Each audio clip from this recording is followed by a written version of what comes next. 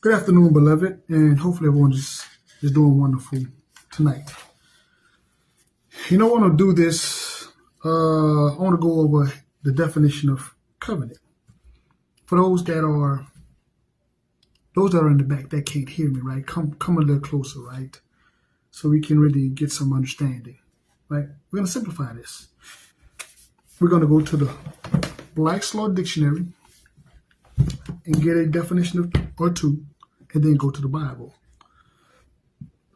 It's a lot to try to bring a little clarity for those that can't get it, right? So let's go to covenant. Covenant, an agreement, convention, or promise of two or more parties by deed in writing, signed and delivered, by which either of the parties pledge himself to the other that something is either done or shall be done or shall not be done.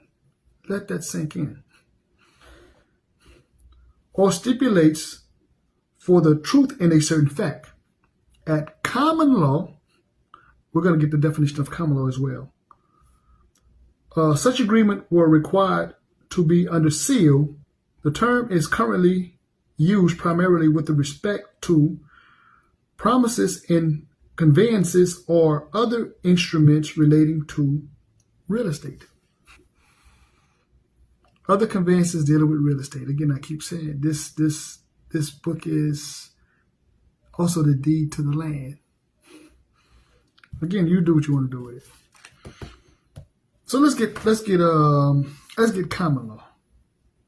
Common law, as distinguished from law created by enforcement of legislators, right?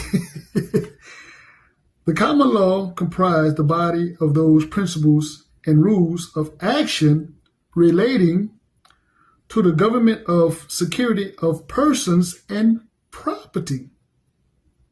Again, do you not get this?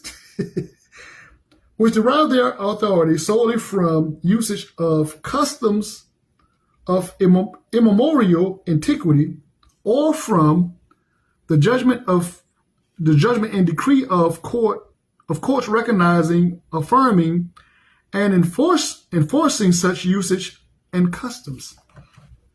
Again, y'all keep thinking this is a religious book. I keep thinking it's a religious book. That's why we don't get the full effect of it, because our people keep approaching it as religion. You keep giving up your birthright. So anyway, let's go to the book of Joshua. Let's go to the book of Joshua, chapter 1, and let's start off at verse 8.